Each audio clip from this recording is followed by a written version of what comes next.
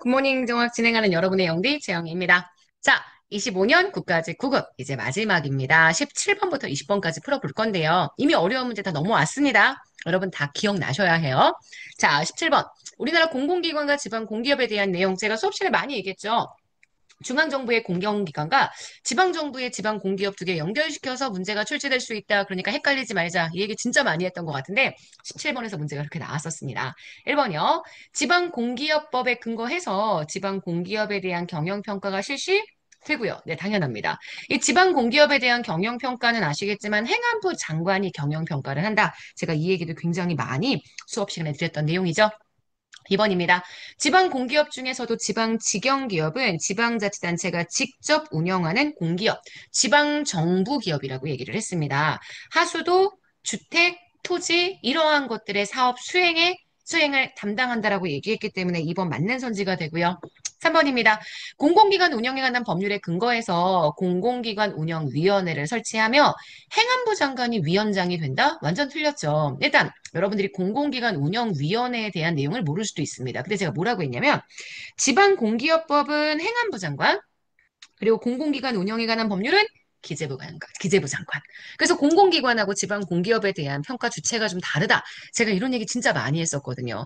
공공기관 운영위원회 설치하는데요. 그 운영위원회는 기획재정부 장관이 현재 위원장이 됩니다. 그래서 3번 X. 자, 준정부 기관은, 네, 요거는 공공기관 운영에 관한 법률상의 준정부 기관이겠죠? 준정부 기관은 기금관리원과 위탁집행령이 있다는 거 아마 다 알고 계실 겁니다. 자, 그래서 17번 문제의 정답이 되는 건 현재 3번입니다. 자, 18번 갈까요? 이제 이 내용은 다 아시죠? 공직윤리에서 최근에 언급되는 시사적인 내용 중에 하나인데 문제가 출제가 되었습니다. 사실 저는 18번의 경우는 수업 시간에 따로 설명한 적은 없었기 때문에 제 수업만 들었다 그러면 이 내용은 모를 수도 있습니다. 하지만 독해를 하시면 충분히 짐작이 가능한 내용일 테다가 일 것인데다가 지금 보시는 3번하고 4번 이거는 수업 시간에 워낙 많이 했던 내용이어서 여러분들이 1번, 2번 중에 내용을 잘 골라주시면 너무 좋았겠다라는 그런 아쉬움이 나타납니다. 자, 일단 가봅시다. 자, 공직자는 옳은 일을 하기 위해서 비도덕적인 행위를 하는 상황에 놓이기도 하죠. 왈처가 제시한 이 개념은 공직을 통해 대표성을 지닌 개인이 국가나 공동체의 대의를 위해 개인의 가치관이나 윤리로서는 수용할 수 없는 결정을 내려야 하는 문제 상황. 네, 바로 더러운 손의 딜레마라고 이야기해 줄 수 있고요. 지금 보시는 선택의 역설은 너무 선택할 수 있는 옵션이 많았을 때 오히려 선택하기 어려워진다는 거. 왜 너무 옵션이 많으면 선택 장애가 오잖아요. 그런 선택 장애를 설명하는 표현이어서 사실 이 내용만 알고 계셨으면 문제 푸시는데 큰 어려움은 없었을 것 같습니다. 자, 집단 행동의 딜레마 아시겠지만 사회 대다수에게 영향을 미치는 행위는 n분의 1 되기 때문에 사람들이 적극적인 반응을 보이지 않는다. 그래서 제가 집단 행동의 딜레마를 언제 했냐면 공유주의 비극 설명하면서 얘기를 했었습니다. 너무 많은 사람들이 이 공유주의 고갈로 피해를 본다면 오히려 그 피해의 정도가 n분의 1 되기 때문에 사람들이 피해에 대해서 약간 둔감하고 소극적인 반응을 보인다라고 얘기했던 거. 편견의 동원은 여러분 기억하시겠지만 무의사 결정론에서 무의사 결정을 하기 위한 지배계급의 수단 중에 하나입니다. 현재 변화를 주창하는 기득권을 침해하려는 누군가에게 계속된 편견을 동원해서 실제 그 사람의 언행이 묻힐 수 있도록 만들어주는 무의사결정의 대표적인 내용. 그래서 문제의 정답 되는 내용은 바로 1번 더러운 손의 딜레마입니다. 상식적으로도 한번 알고 계시면 참 좋은 개념일 것 같기는 한데 다시 출제가 되기는 힘들지 않을까라는 생각을 개인적으로 해봤습니다. 자, 19번 문제입니다. 지방재정법상 지방재정진단제도에 대한 설명의 내용에 해당하는 것. 이건 제가 수업 시간에 좀 정리를 해드렸던 내용입니다. 사실 1번하고 4번이 조금 낯설 수 있지만 2번하고 3번은 수업 시간에 많이 얘기를 했던 거고요. 그다음 지방재정에 대한 진단, 그래서 지방재정이 좀 위험한 수준일 때 그에 대해서 중앙정부 여러 가지 조치를 할 수 있다. 행정적 통제에 대한 내용들은 제가 수업 시간에 꽤 강조했던 부분 중에 하나입니다. 자, 1번부터 한번 들어가 보도록 할게요. 자, 지방재정 진단제도에 대한 내용을 골라주는 문제입니다. 일단 1번에서 뭐라고 했느냐?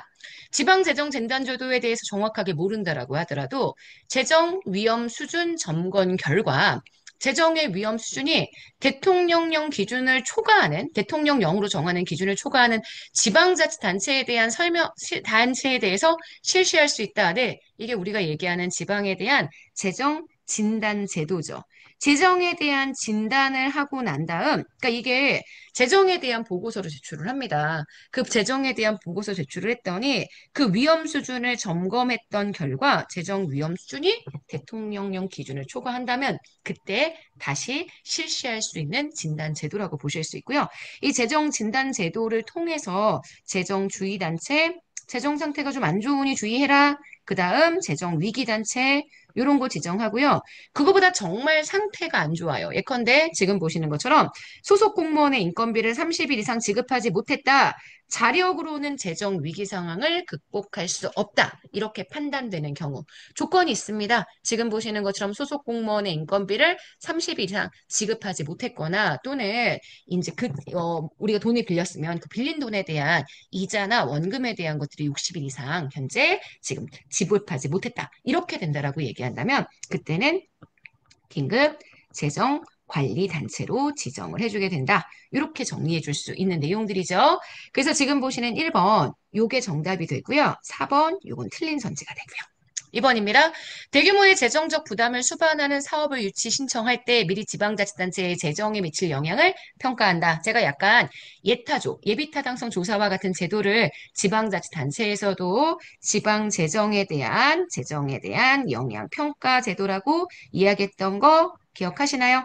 재정이 투자되는 사업에 대한 영향을 평가하는 겁니다. 그래서 지방 재정 투입 사업에 대한 영향 평가 제도, 제가 재정 투자 사업에 대한 심사 제도라고도 수업 시간에 말씀을 드렸던 내용입니다. 이들의 지방 재정에 미치는 영향을 평가하는 제도죠. 그래서 이거는 재정 진단과는 관련이 없는 내용이고요. 3번, 지방 재정을 계획성 있게 운용하기 위해서 매년 중기 지방 재정 계획을 수립하는 거. 네, 요거는 국가재정 운용계획과 비슷한 맥락이라고 얘기했죠. 중기 지방 재정 계획에 대한 내용이기 때문에 문제의 정답이 되는 건 1번입니다. 해설지의 법령 내용들을 좀 참고해서 몇 조에 이 내용들이 들어가 있는지를 제가 정리를 해놨으니까 지방재정법 내용들을 한번 찾아보시면서 한번 확인해 주시면 좋을 것 같습니다. 자, 19번의 정답은 그래서 1번이고요. 20번 갑니다. 자, 공직부패의 유형과 사례가 바르게 연결된 것. 여태까지 공직부패에 출제되었던 내용과 거의 유사하게 출제가 되었기 때문에 굉장히 쉽게 풀었을 것 같습니다. 일단 1번, 제도화된 부패. A기관은 인허가 관련 업무를 처리할 때 민원인에게 급행료를 받는 것이 관례화되어 있다면 이게 루틴이라는 거예요. 조직이 이미 제도적으로 부패를 하고 있는 상황이죠. 1번 맞습니다. 2번 금융위기가 심각함에도 불구하고 경제 안정이라는 공익을 위해 공직자가 문제가 없다는 거짓말을 했다면 이거는 사회가 용인할 수 있는 부패. 제가 백색 부패라고 표현했고요. 자, 거래형 부패는 당사자와 그들과 함께 거래하는 누군가가 있죠. 근데 이거는 회계 담당 공무원이 공금을 지가 횡령했어요. 이거는 거래의 상대방이 없는 비거래적인 부패라고 보셔야 되고요. 조직적 부패는 조직이 아예 제도적으로 부패하는 상황을 설명합니다. 개인적으로 자기만 금품을 수수한다라고 한다면 이건 조직의 제도화되어 있는 부패가 아니라 오히려 일탈적인 형태의 부패라고 정리할 수 있습니다. 자, 문제의 정답이 되는 맞는 선지는 그래서 1번입니다.